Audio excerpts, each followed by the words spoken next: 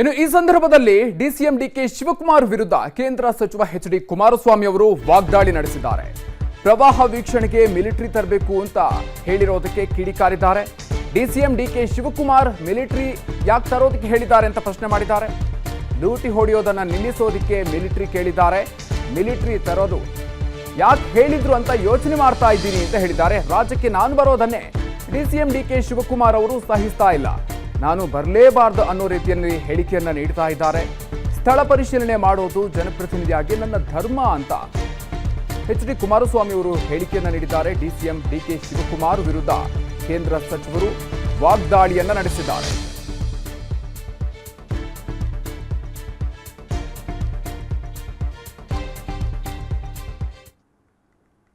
ಅವ್ರ ಫೀಲ್ಡ್ಗೆ ಇಳಿದವ್ರೆ ಅಂತ ಹೇಳಬೇಕು. ಸುಮ್ಮನೆ ಹೋಗಿ ಒಂದು ವಿಸಿಟ್ ಮಾಡಿದ ತಕ್ಷಣ ಆಗೋಯ್ತಾ? ವಿತಿನ್ 24 ಅವರ್ ಎಲ್ಲ ಒಂದೇ ಗಂಟೆಯಲ್ಲಿ ನಮ್ಮ ಕ್ಯಾಬಿನೆಟಿಂದ ನಮ್ಮ ಮಿನಿಸ್ಟರ್ನ ಓಡಿಸಿದ್ದೀವಿ ಅಲ್ಲಿಗೆ. ಯಾರನ್ನ?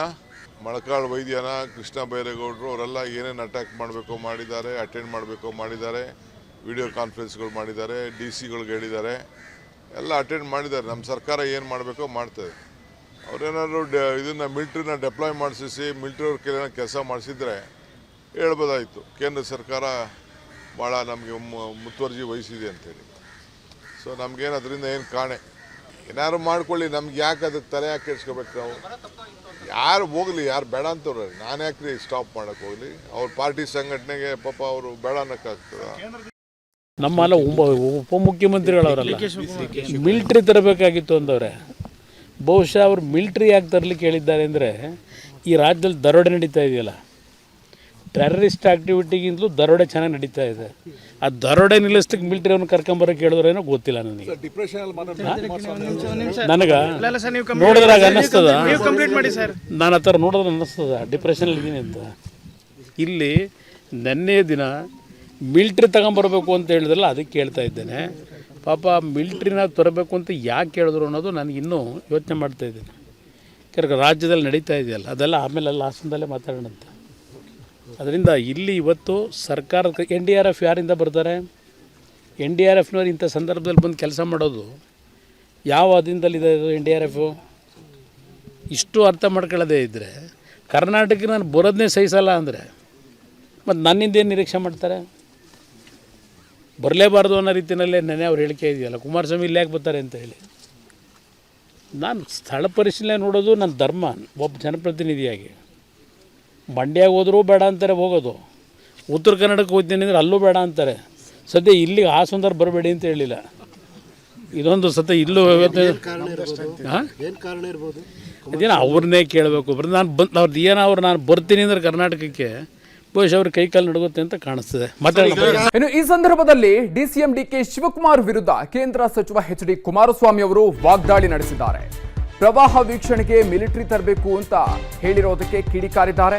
ಡಿಸಿಎಂ ಡಿಕೆ ಶಿವಕುಮಾರ್ ಮಿಲಿಟರಿ ಯಾಕೆ ತರೋದಕ್ಕೆ ಹೇಳಿದ್ದಾರೆ ಅಂತ ಪ್ರಶ್ನೆ ಮಾಡಿದ್ದಾರೆ. ಲೂಟಿ ಹೊಡೆಯೋದನ್ನ ನಿಲ್ಲಿಸೋದಕ್ಕೆ ಮಿಲಿಟರಿ ಕೇಳಿದ್ದಾರೆ. ಮಿಲಿಟರಿ ತರೋದು ಯಾಕೆ ಹೇಳಿದ್ರು ಅಂತ ಯೋಚನೆ ಮಾಡ್ತಾ ಇದ್ದೀನಿ ಅಂತ ಹೇಳಿದ್ದಾರೆ. ರಾಜ್ಯಕ್ಕೆ ನಾನು ಬರೋದನ್ನೇ ಡಿಸಿಎಂ ಡಿಕೆ ಶಿವಕುಮಾರ್ ಅವರು ಸಹಿಸ್ತಾ ಇಲ್ಲ, ನಾನು ಬರಲೇಬಾರದು ಅನ್ನೋ ರೀತಿಯಲ್ಲಿ ಹೇಳಿಕೆಯನ್ನ ನೀಡ್ತಾ ಇದ್ದಾರೆ.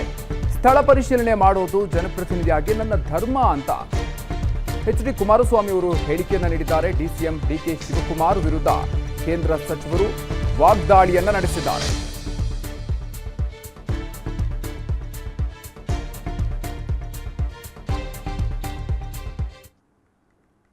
ಅವ್ರ ಫೀಲ್ಡ್ಗೆ ಇಳಿದವ್ರೆ ಅಂತ ಹೇಳಬೇಕು. ಸುಮ್ಮನೆ ಹೋಗಿ ಒಂದು ವಿಸಿಟ್ ಮಾಡಿದ ತಕ್ಷಣ ಆಗೋಯ್ತಾ? ವಿತಿನ್ 24 ಅವರ್ ಎಲ್ಲ ಒಂದೇ ಗಂಟೆಯಲ್ಲಿ ನಮ್ಮ ಕ್ಯಾಬಿನೆಟಿಂದ ನಮ್ಮ ಮಿನಿಸ್ಟರ್ನ ಓಡಿಸಿದ್ದೀವಿ ಅಲ್ಲಿಗೆ. ಯಾರನ್ನ? ಮೊಳಕಾಳು ವೈದ್ಯನ, ಕೃಷ್ಣ ಬೈರೇಗೌಡರು ಅವರೆಲ್ಲ ಏನೇನು ಅಟ್ಯಾಕ್ ಮಾಡಬೇಕು ಮಾಡಿದ್ದಾರೆ, ಅಟೆಂಡ್ ಮಾಡಬೇಕು ಮಾಡಿದ್ದಾರೆ, ವಿಡಿಯೋ ಕಾನ್ಫರೆನ್ಸ್ಗಳು ಮಾಡಿದ್ದಾರೆ, ಡಿ ಸಿಗಳಿಗೆ ಹೇಳಿದ್ದಾರೆ, ಎಲ್ಲ ಅಟೆಂಡ್ ಮಾಡಿದ್ದಾರೆ. ನಮ್ಮ ಸರ್ಕಾರ ಏನು ಮಾಡಬೇಕೋ ಮಾಡ್ತದೆ. ಅವರೇನಾದ್ರು ಇದನ್ನು ಮಿಲ್ಟ್ರಿನ ಡೆಪ್ಲಾಯ್ ಮಾಡಿಸಿ ಮಿಲ್ಟ್ರಿಯವ್ರ ಕೈಲಿ ಕೆಲಸ ಮಾಡಿಸಿದ್ರೆ ಹೇಳ್ಬೋದಾಯಿತು, ಕೇಂದ್ರ ಸರ್ಕಾರ ಭಾಳ ನಮಗೆ ಮುತುವರ್ಜಿ ವಹಿಸಿದೆ ಅಂತೇಳಿ. ಸೊ ನಮಗೇನು ಅದರಿಂದ ಏನು ಕಾಣೆ. ಏನಾದ್ರು ಮಾಡ್ಕೊಳ್ಳಿ, ನಮ್ಗೆ ಯಾಕೆ ಅದಕ್ಕೆ ತಲೆ ಯಾಕೆ ಕೆಡ್ಸ್ಕೋಬೇಕು ನಾವು? ಯಾರು ಹೋಗಲಿ, ಯಾರು ಬೇಡ ಅಂತವ್ರೆ, ನಾನು ಯಾಕ್ರಿ ಸ್ಟಾಪ್ ಮಾಡೋಕ್ಕೆ ಹೋಗಲಿ? ಅವ್ರ ಪಾರ್ಟಿ ಸಂಘಟನೆಗೆ ಪಾಪ ಅವರು ಬೇಡ ಅನ್ನೋಕ್ಕಾಗ್ತದ? ನಮ್ಮೆಲ್ಲ ಉಪಮುಖ್ಯಮಂತ್ರಿಗಳವರಲ್ಲ ಮಿಲ್ಟ್ರಿ ತರಬೇಕಾಗಿತ್ತು ಅಂದವ್ರೆ.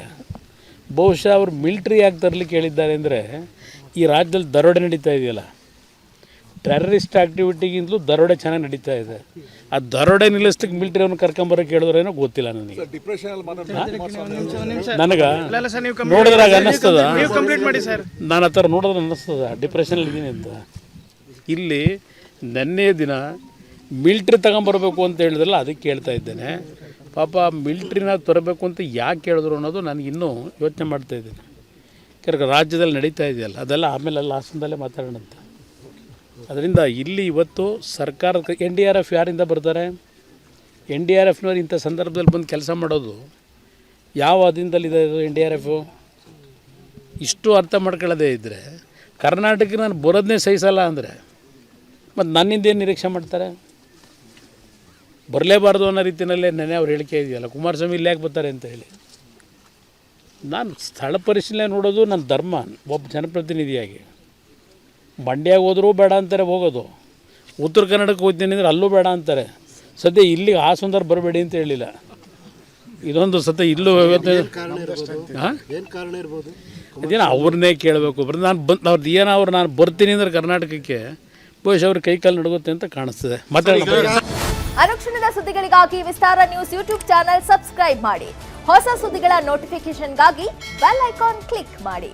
ಲೇಟೆಸ್ಟ್ ಅಪ್ಡೇಟ್ಸ್ಗಾಗಿ www.vistaranews.com ವೆಬ್ಸೈಟ್ಗೆ ವಿಸಿಟ್ ಮಾಡಿ. ಅಂಗೈಯಲ್ಲೇ ಜಗತ್ತಿನ ಸುದ್ದಿ ತಿಳಿಯಲು ವಿಸ್ತಾರ ನ್ಯೂಸ್ ಕನ್ನಡ ಆಪ್ ಡೌನ್ಲೋಡ್ ಮಾಡಿ.